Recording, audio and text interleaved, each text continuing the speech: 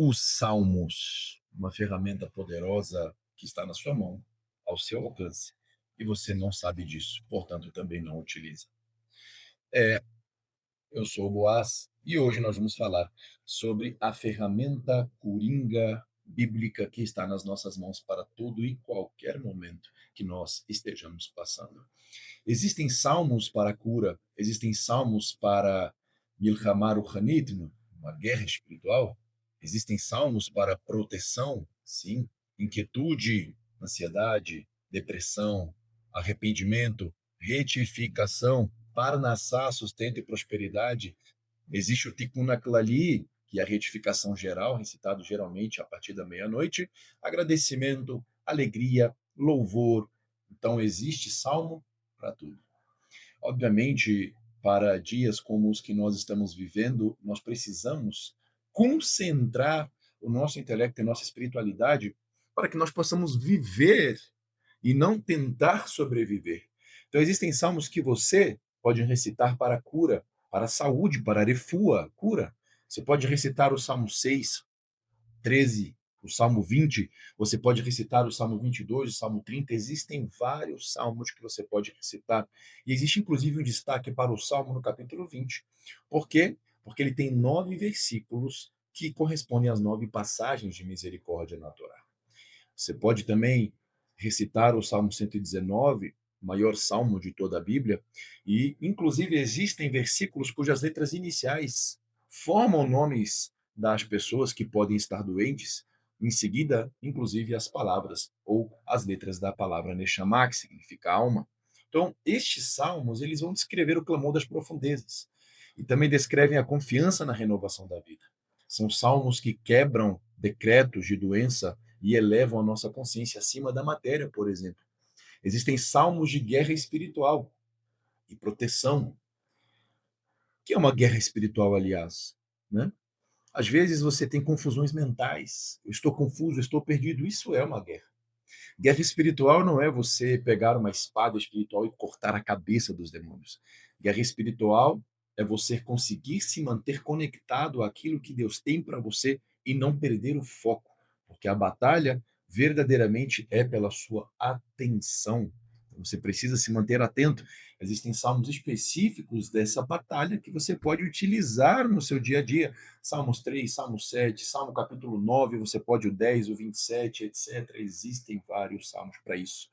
E nós temos o Salmo 91, que é um salmo base, um salmo extremamente conhecido em relação à proteção, porque ele já começa falando de proteção.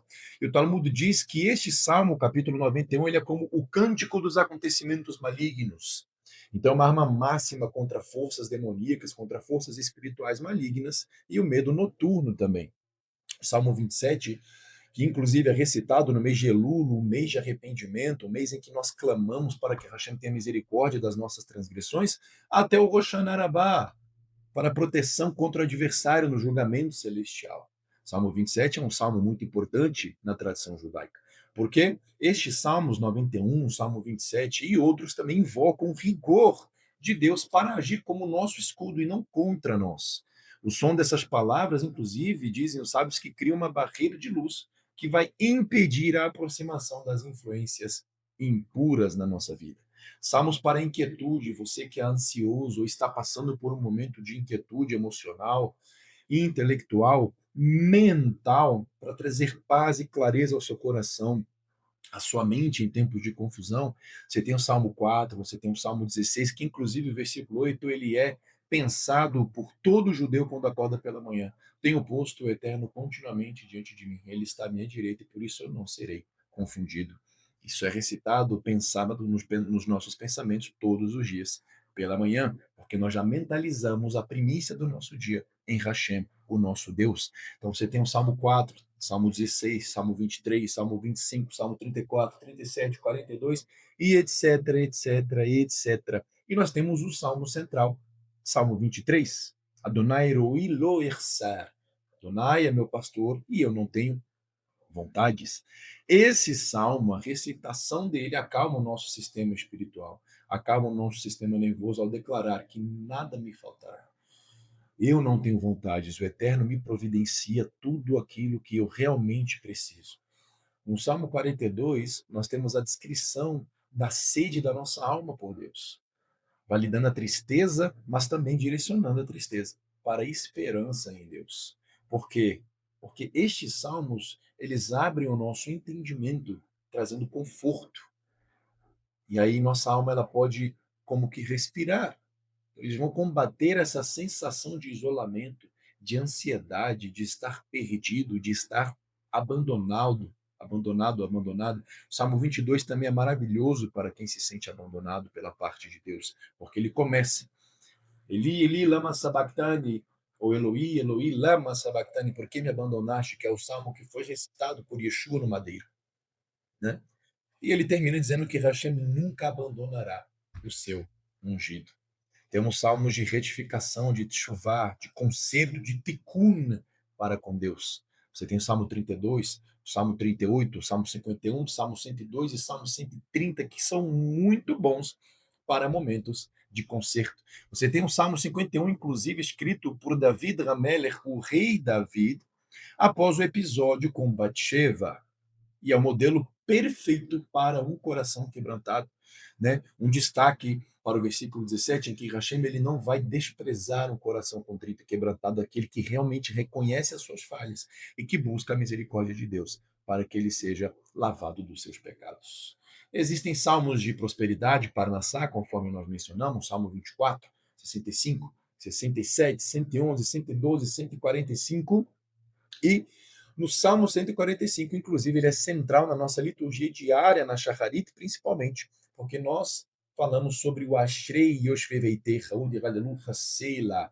Então, contém um versículo, inclusive, Poteach et yadecha umasbia lechol chayratzon, o versículo que diz: abre tua mão e satisfaze os anseios de todos os seres viventes. O Talmud menciona que quem recita essa passagem 3 vezes ao dia tem garantido o Olam Abba, o mundo por vir. Obviamente, isso tem que ser permeado com ações e intenção. Salmo 67, ele é escrito na forma de uma menorá, né, dizem. E essa visualização e recitação vão atrair a bênção da colheita, a colheita do Parnassá, colheita espiritual, colheita física. Então, esses salmos vão alinhar a vontade do homem com a abundância daquilo que Deus predispôs ao homem mediante o cumprimento de mandamentos, reconhecendo que Deus é a única fonte de sustento.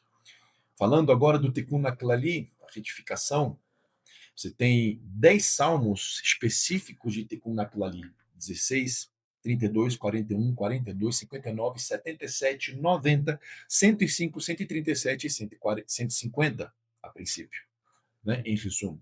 Então, estes salmos, segundo o Rebbe Nachman, eles são salmos importantíssimos porque contêm os 10 tipos de melodia, que são chamados inclusive de nigunim, são meditações que criaram o mundo, segundo os sábios, tendo o poder de extrair a alma desse abismo profundo no qual ela pode ter entrado por conta de alguma mancha, de algum pecado, e devolvê-la à sua raiz sagrada. Salmos de alegria, salmos de agradecimento, Salmo 30, Salmo 92, Salmo 100, 113, 118, que inclusive faz parte do Halel, 136, 146, são salmos de louvor, de alegria. Rodul Adonai, louvem a Adonai. Rodul Adonai Kitov, então é bom louvar ao Eterno. Salmo 100, que é o Mismor Letodá, um salmo de agradecimento, um salmo de uma oferenda de gratidão a Deus. Salmo 150 como clímax, inclusive, do livro, onde cada fôlego louva ao Senhor. Kol haneshama teraleliá, aleluia. Tudo aquilo que tem alma, que tem fôlego, louve ao Senhor. Louvem ao Senhor. Né? Então, a gratidão ela é um lubrificante espiritual para todo aquele que quer se conectar com Deus. Quanto mais nós agradecemos, mais motivos nós temos para agradecer, porque reconhecemos todos os atos pequenos e grandes que Hashem realizou e está realizando por nós. Eu espero que esse vídeo tenha gerado em você uma expectativa maior em relação a Deus através da sua palavra. Shalom, shalom.